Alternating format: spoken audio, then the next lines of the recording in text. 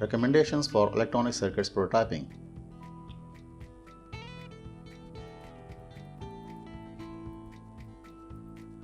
Use a 30-watt soldering iron to solder a component in Vero board. Use a soldering iron as sponge with water to clean the tip of the soldering iron. Use a good quality soldering wire to wire up your prototypes. Use a proper wire wrapping wire to wire up your prototypes. Use soldering fume extractor to protect yourself from the fumes of the soldering wire. Use a good quality tin-coated Vero board for your prototyping. In our previous session, we have learned that how to display the temperature feedback from this PT100 sensor on this LCD display. We have developed a PT100 amplifier using operational amplifier, and we have converted the raw data from the ADC of this microcontroller into the temperature. In this session, we will learn that how to convert a PWM signal into analog voltages. First, we will understand that what is a PWM signal, then we'll develop a circuit to convert this PWM signal into analog voltages, that is from 0 to 10 volt. PWM stands for pulse width modulation, and in pulse width modulation technique, we can select a frequency as per requirement of our application, but the on time of the pulse will change as per requirement of the control signal. Here we can check the average value of the pulse width modulation signal. If the on time of the signal will increase, then the average voltage of the signal will also be increased, and if the off time will be increased, then the average voltage of the signal will be decreased. So we can control the average value of the signal by varying the on and off time of the signal, and here we can find a circuit that we will use to convert the PWM signal into analog voltages. The microcontroller we are using in our prototype is PIC16F877A, and here we can find pin number 17 of this microcontroller, that is CCP1, compare capture 1. We will generate a PWM signal using software on pin number 17, that is RC2, and here we have used two transistors to convert this signal into analog voltage. The first transistor is used as inverter, and the second transistor is used to charge and discharge this capacitor with the help of these two resistors, that is R53 and R55. Here we can find a diode, that is D141N4148. This diode is used to provide the least path to the current to charge this capacitor, that is C20.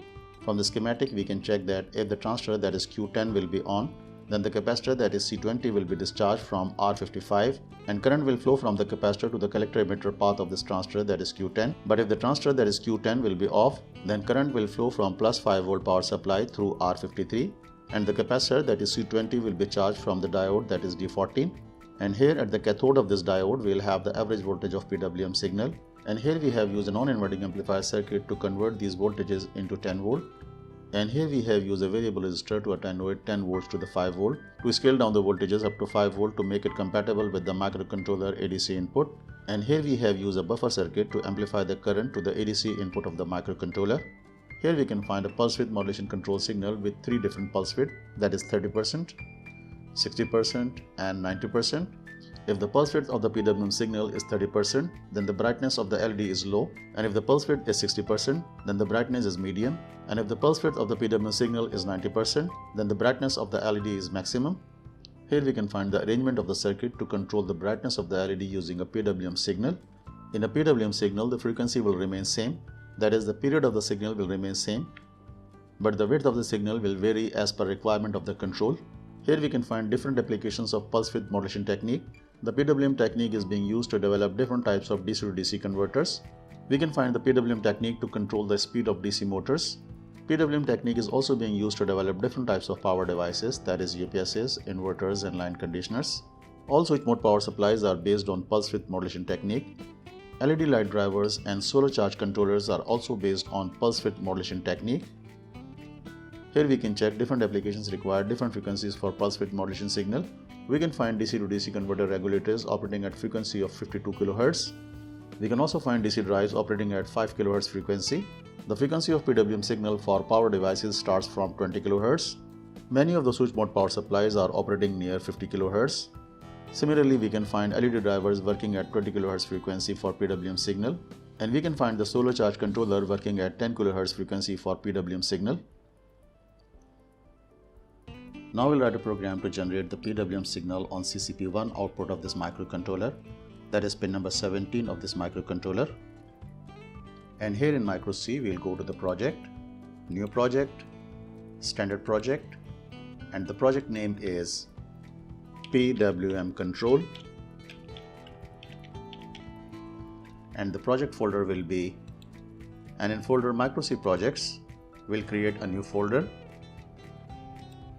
that is PWM projects.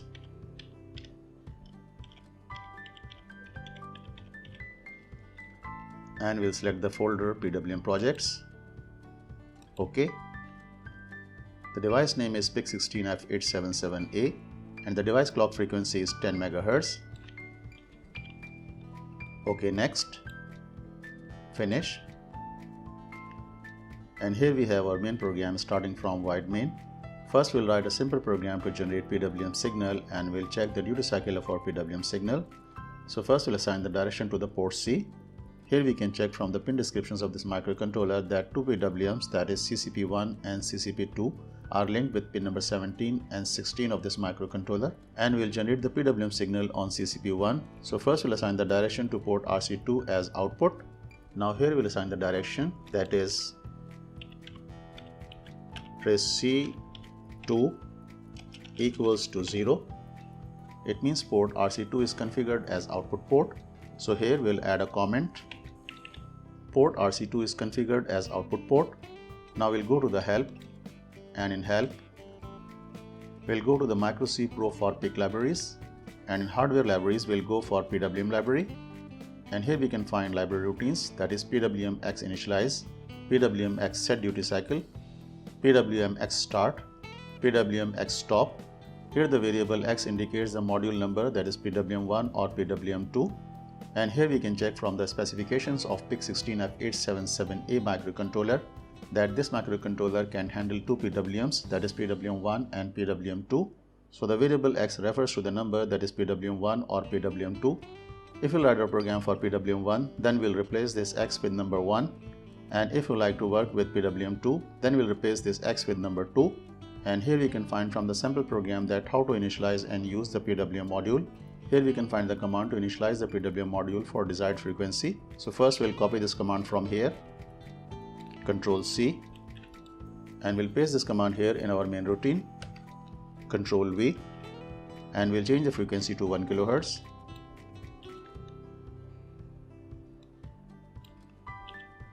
Now we'll go to the micro E libraries, and in system libraries we'll select the library for PWM.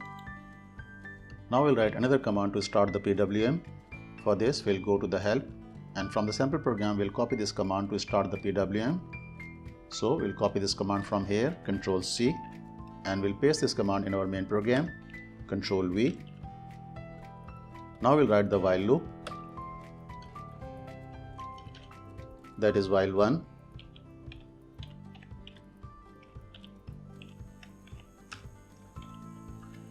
And we'll write the while loop between these two braces, and here in while loop we'll set the duty cycle of the PWM. For this we'll go to the help, and from the sample program we can check that how to assign the duty cycle to the PWM signal. So we'll copy this command from here, Control C, and we'll paste this command in while loop, Control V. Here we can check a variable is assigned to PWM1 set duty, but we'll replace this number with a constant. From the datasheet of PIC16F877A microcontroller, we can check that the PWM maximum resolution is 10-bit and it can go from 0 to 1023. If we'll assign the number that is 0 to the duty cycle, the value of on period will be 0, and if we'll assign the number that is 1023 to the duty cycle, the value of on period will be 100%. And here we can check from the prototype, that is PWM X set duty. We can assign the unsigned short number to the duty cycle, that is the 8-bit number to control the duty ratio. And here we can check, we can assign the number from 0 to 255. The number 255 refers to the 100% duty ratio, and the number 127 refers to 50% duty ratio. So by using this prototype, we can control the 8-bit resolution of PWM signal. To work with 10-bit resolution of PWM signal, we have to configure different registers of this microcontroller. So we can replace this variable with 8-bit number, that is from 0 to 255. So first we'll assign the number, that is 127, to this variable, and here we'll write 127. Now we'll compile our program and we'll observe the result of our program on our prototype.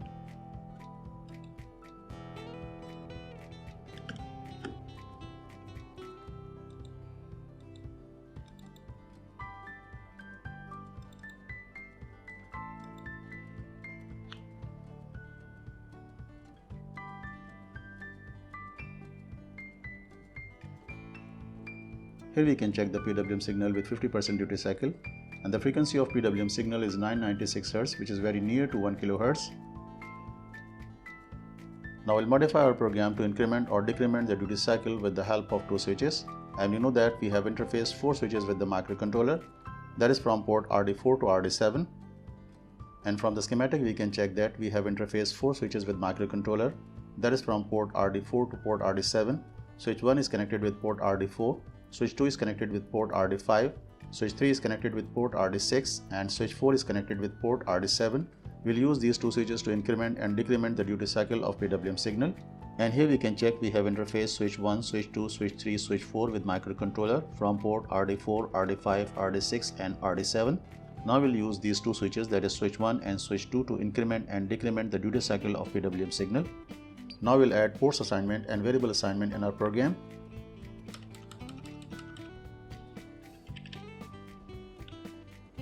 Here we have assigned the name to our project, that is PWM control project. Now we'll assign the name to the switches, and here we'll write the switch assignments, and here we will write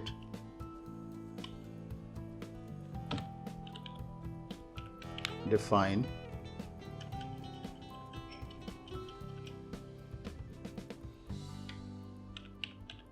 increment switch, that is port RD4.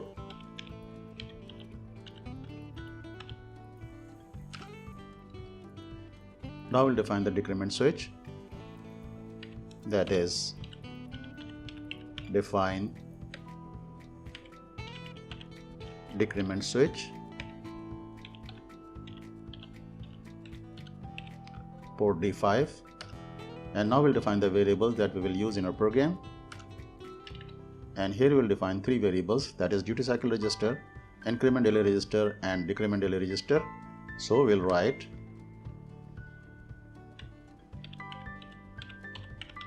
unsigned short, that is duty cycle register,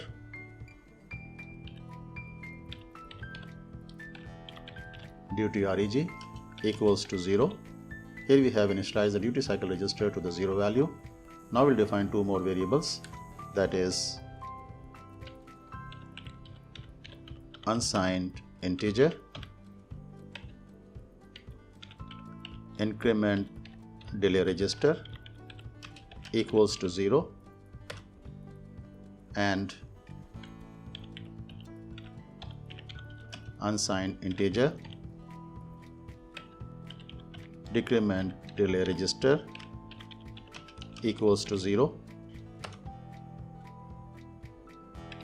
And now we'll write the main program.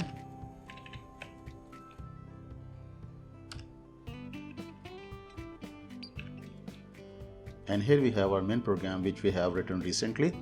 Now in while loop we'll write a subroutine, that is switch read routine. So we'll write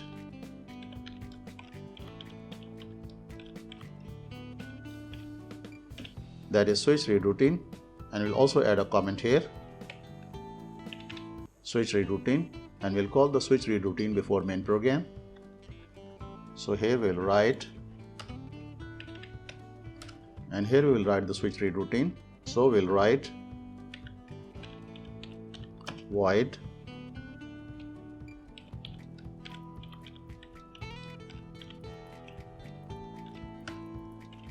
and we'll write the switch read routine between these 2 braces.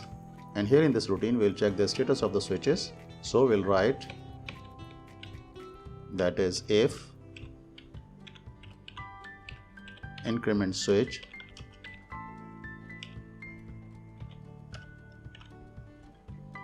if the increment switch is pressed, then our program will come into this if condition. And if the increment switch will be pressed, then we'll increment in duty register to increase the duty cycle of the PWM signal. We'll incorporate a delay in increase and decrease of the duty cycle of the PWM signal. So we'll write that is if the increment delay register, that is increment delay register, if it is greater than or equals to 2000, then our program will come into this if condition. And here we'll check if the value of duty cycle register is less than 255, then we'll increment in duty cycle register. So we'll write that is if duty reg If it is less than 255, then our program will come into this if condition, and here we will increment in duty register and will write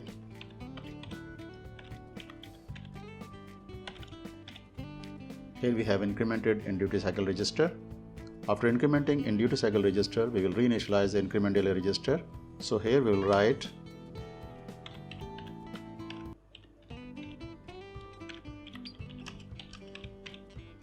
So here we have reinitialized the increment delay register. Now we'll check the status of decrement switch to decrement the value of duty cycle register. Here we will write that is if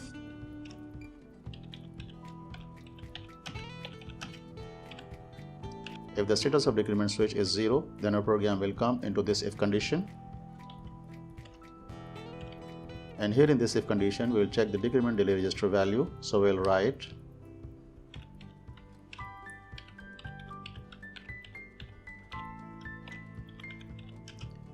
if it is greater than or equals to 2000, then our program will come into this if condition. And here in this if condition, we'll check that if the value of duty cycle register is greater than 0, then we'll decrement in duty cycle register. So we'll write that is if duty REG is greater than 0, then our program will come into this if condition. And here we'll decrement the value of duty cycle register. So we'll write duty REG. So here we have decremented the value of duty cycle register, and after decrementing the duty cycle register, we'll also reinitialize the value of decrement delay register. So we'll write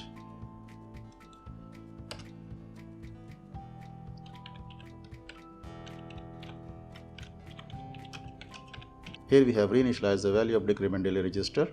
Now we'll assign this variable, that is duty register, to the PWM set duty cycle command. So we'll copy this variable from here, Control C, and we'll paste this variable here instead of this constant, Control V. Here we have completed our program to increment and decrement in duty cycle of the PWM signal. Now we'll compile our program and we'll test the result on our prototype.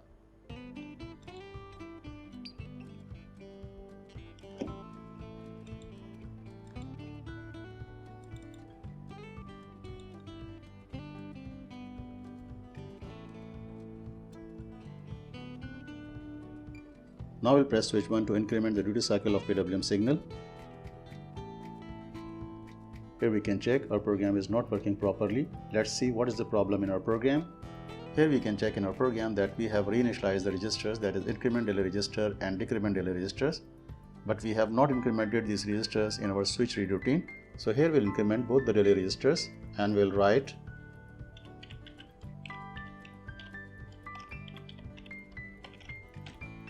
here we have incremented the increment delay register. Now we'll increment and decrement delay register. So we'll write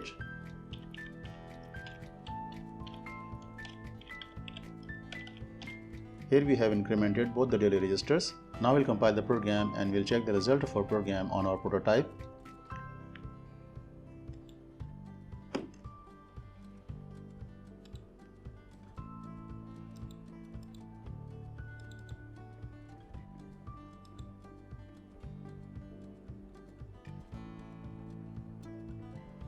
Now we'll press switch 1 to increment the duty cycle of the PWM signal. Here we can observe an increase in duty cycle of PWM signal. Now I'll press switch 2 to decrement the duty cycle of the PWM signal.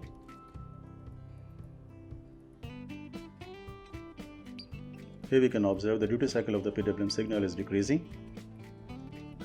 Here we have observed that how to initialize and generate the PWM signal from the microcontroller, that is PIC16F877A. Now we'll develop the circuit to convert this PWM signal into analog voltages.